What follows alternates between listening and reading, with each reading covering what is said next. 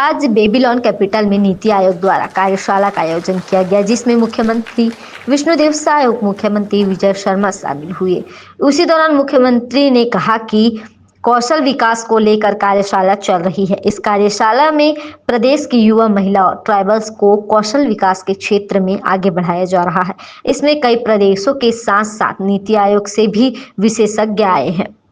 यह कंपनियां छत्तीसगढ़ की युवाओं को प्रशिक्षण देने का काम करेंगी। इस दौरान उन्होंने पहलगाम में हुए आतंकी हमले में रायपुर के बड़े कारोबारी दिनेश मिरानिया के मौत को लेकर भी कहा कि आतंकी हमले में मारे गए रायपुर के व्यापारी को आर्थिक रूप से उनके परिवार को सहायता भी मिलेगी। आगे उन्होंने क्या कुछ कहा, आप भी सुनिए।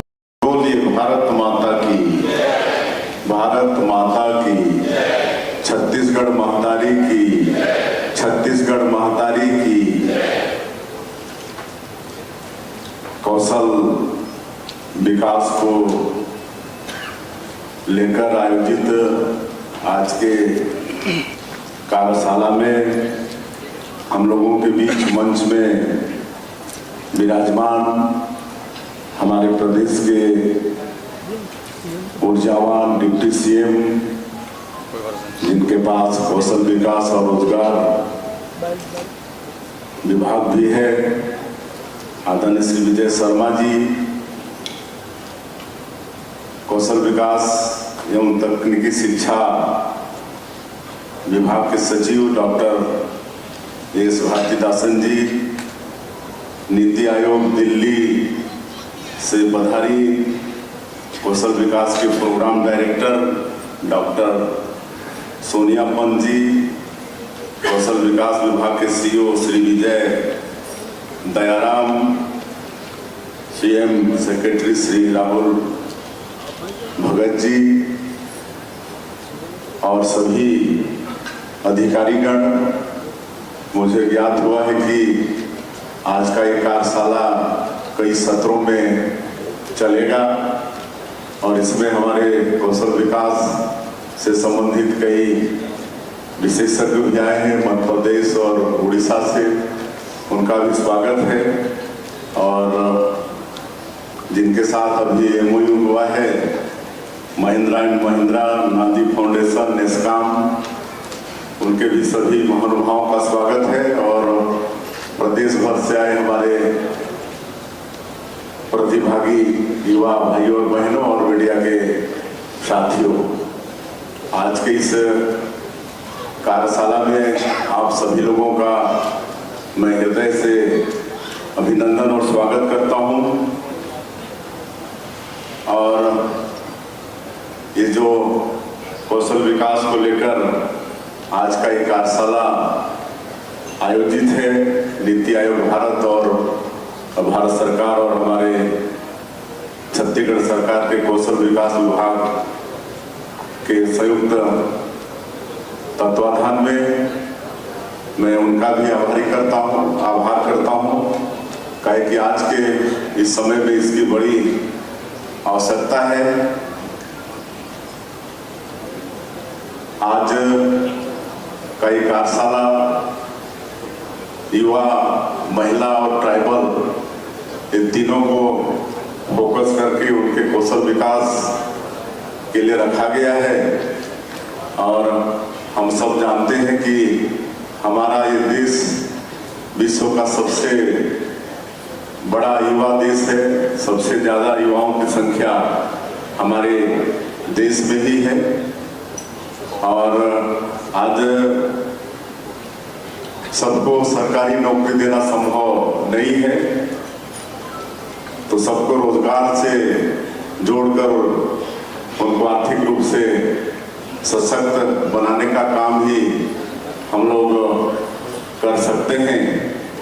और बड़ा सौभाग्य का विषय है कि भारत सरकार में भी कौशल विकास मंत्रालय का अलग से गठन है, जिसके माध्यम से पूरे देश में युवाओं को प्रशिक्षित किया जा रहा है। 2013 से हम लोग भी अपने प्रदेश में, छत्तीसगढ़ में कौशल विकास के लिए काम कर रहे हैं। मुझे अच्छी तरह से मालूम है 2006 में हम भारतीय जनता पार्टी के प्रदेश अध्यक्ष थे, डॉक्टर रमन सिंह जी मुख्यमंत्री थे। तो एक बार हम लोग नवा साल में दीनदयाल स्पोर्ट्स संस्थान जो कि मध्य प्रदेश और उत्तर प्रदेश के बॉर्डर में है, वहां पर गए थे और वहां पर हम लोग 3 दिन तक रहे थे। और वहां पर जो हम लोगों ने देखा कि वो दीनदयाल स्पोर्ट्स संस्थान एक संस्थान जिसके संस्थापक थे नानाजी देशमुख, जो सांसद थे कई बार के, और उन्होंने वो संस्थान खड़ा किया था।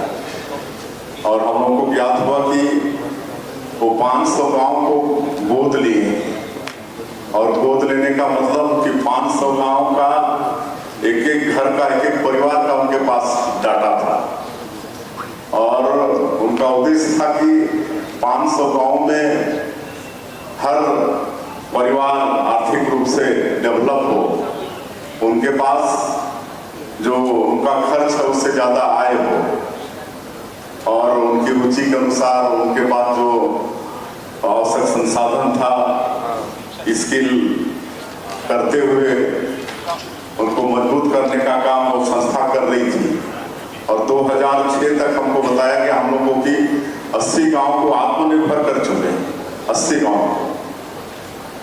तो उसका मतलब ये नहीं था कि हर परिवार को नौकरी से जोड़े, लेकिन जिस परिवार के साथ जो भी था, बंजर भूमि थी तो वहां पर फलोद्यान, वृक्षारोपण, औषधि का पौधा लगा के, और वो जो दीनदयाल स्पोर्ट्स संस्थान जो कई 100 एकड़ में है, उसमें हर तरह का प्रशिक्षण का कार्यक्रम वहां पर दिया जा रहा था।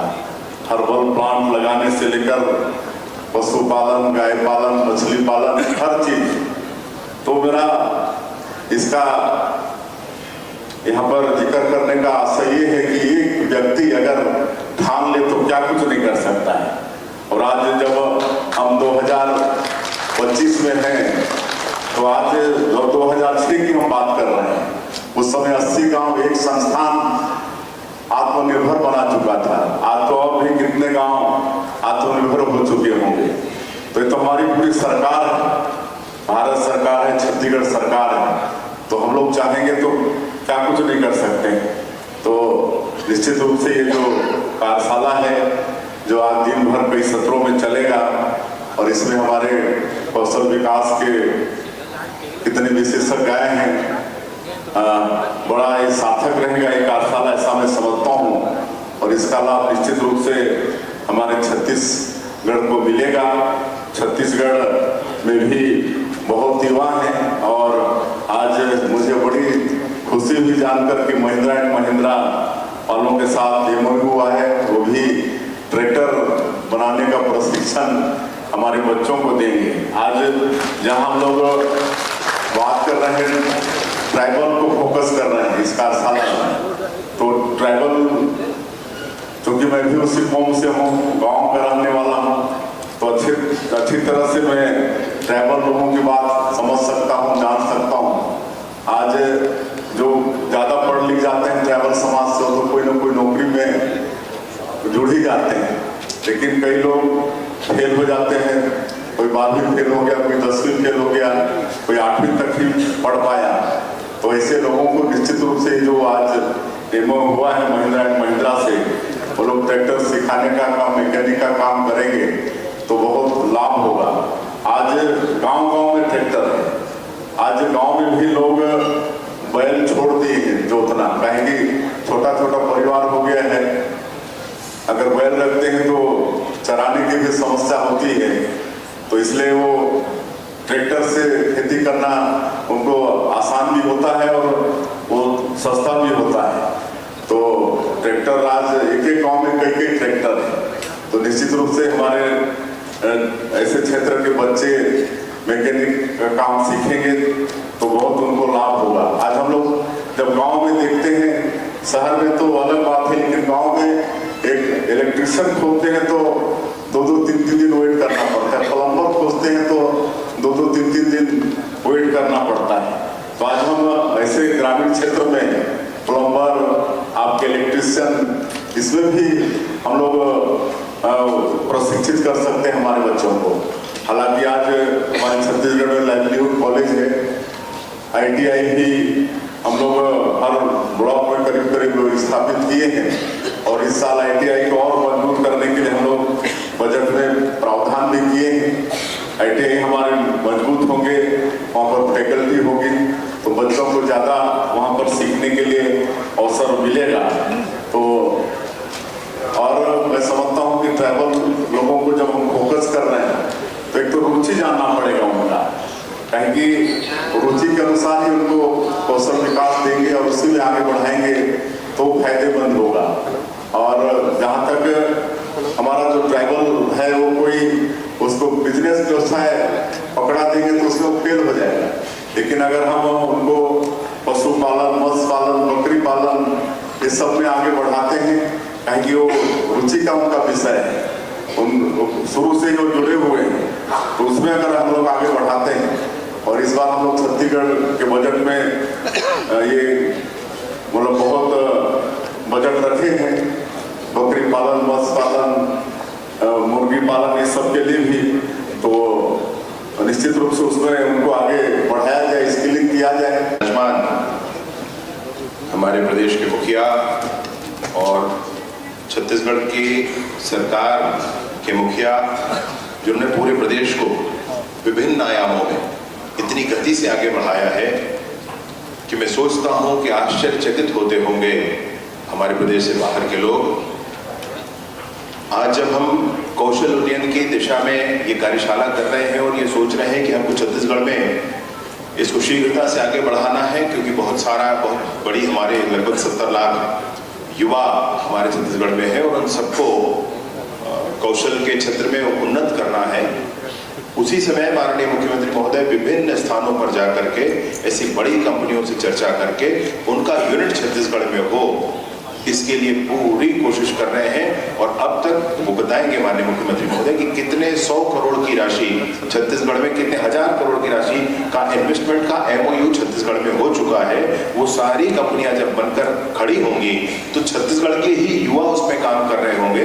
ये दोनों ही बातें एक साथ आगे समानांतर बढ़ रही हैं। मैं सोचता हूँ कि ये दोनों रेखाएं आकर जिस दिन मिलेंगी उस दिन हम आज जो कार्यशाला कर रहे हैं वो, और माननीय मुख्यमंत्री जी हजारों करोड़ का जो इन्वेस्टमेंट छत्तीसगढ़ में ला रहे हैं उसके लिए उपयुक्त माहौल बनाकर दे रहे हैं, ये दोनों ही बातें एक साथ याद की जाएंगी। ऐसे हमारे मुखिया माननीय विष्णुदेव साई जी का मैं हृदय से आज के इस कार्यक्रम में स्वागत करता हूं, अभिनंदन करता हूं। आप सभी से निवेदन करता हूं कि जोरदार तालियों के साथ एक बार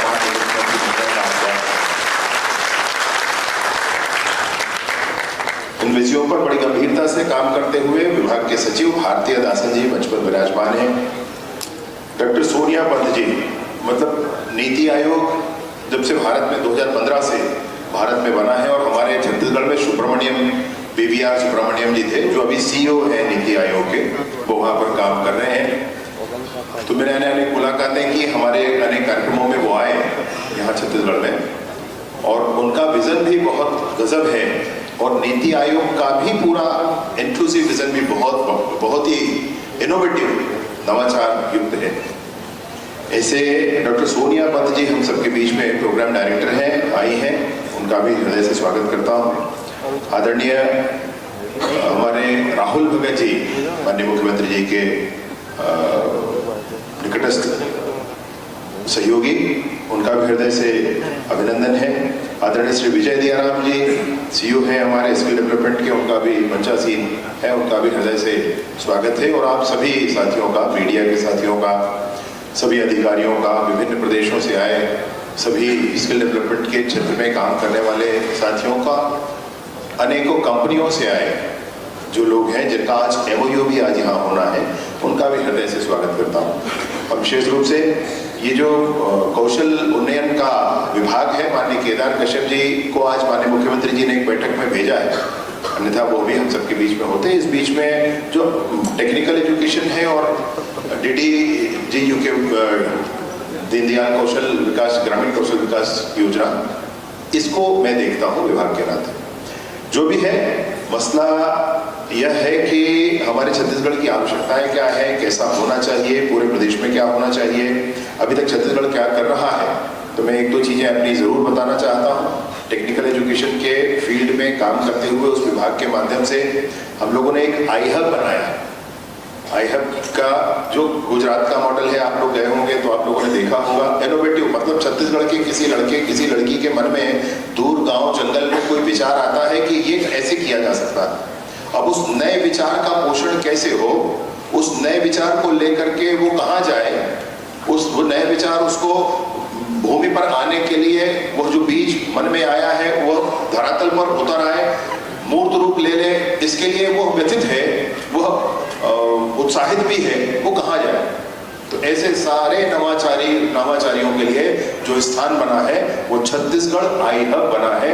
उसका यूनिट हम अभी इस महीने माननीय मुख्यमंत्री महोदय के हाथों रायपुर इंजीनियरिंग कॉलेज में प्रारंभ करने वाले हैं। बाद में भवन बनेगा, सब कुछ होगा, परंतु ऐसे किसी भी नवाचार वाले विचार को लेकर के जब कोई व्यक्ति वहां आएगा तो उसको उसकी उन विचारों की फीजिबिलिटी देख करके, वो कितना फीजिबल है ये देख करके उनका रजिस्ट्रेशन हो जाएगा। और रजिस्ट्रेशन हो जाने के बाद बैंक लोन भी उनको मिल सकता है, कुछ सब्सिडी भी, कुछ लोन, कुछ ग्रांट भी सरकार की ओर से मिल सकता है, काम करने की जगह मिल सकती है। और इन सारी चीजों के साथ वो वहां रहकर और अपने उस विचार के करस्पॉन्डिंग प्रोटोटाइप डिजाइन कर सकता है। और जितने भी यहाँ पर स्थानीय नौजवान एंटरप्रेन्योरशिप करने वाले नौजवान इंडस्ट्रियलिस्ट हैं वो भी उसमें जुड़े हुए हैं। वो इसलिए क्योंकि प्रोटोटाइप जब उनका बनकर उस विचार का तैयार होगा तो उसका कॉमर्शियल प्रोडक्शन करने के लिए वो कंपनियों के साथ अनुबंध कर पाएंगे और कॉमर्शियल प्रोडक्शन करके एक यूनिट वो शुरू कर पाएंगे, एक बिजनेस वो शुरू कर पाएंगे।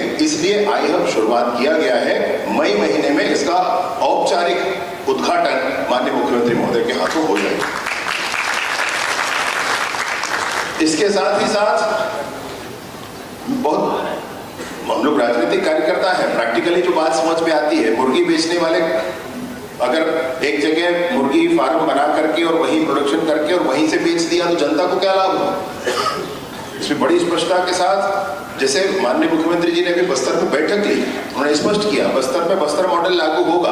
अगर किसी को ऐसा करना भी है, वहां पर पोल्ट्री फार्म भी डालना है, तो बस्तर के दूर गांव में बसे लोगों के घर में मुर्गी पलना चाहिए और वो मुर्गी यहाँ पर एक साथ एकत्रित होकर के आगे बढ़ना चाहिए, आगे बिकना चाहिए। इस मॉडल को तैयार किया जाना चाहिए। इस तरह के मॉडल तैयार किए जाने चाहिए। जैसे कि बजाज का बल्ब होता है, जैसे कि लिंजन का पापड़ होता है, घरों में बनता है, सील बहुत उसका स्टैंडर्ड फिक्स है और वो एक उस स्टैंडर्ड के बाद आकर के एक जगह सील लग करके फिर उसकी मार्केटिंग, लॉजिस्टिक्स, ये सब उसकी चिंता की जाती है।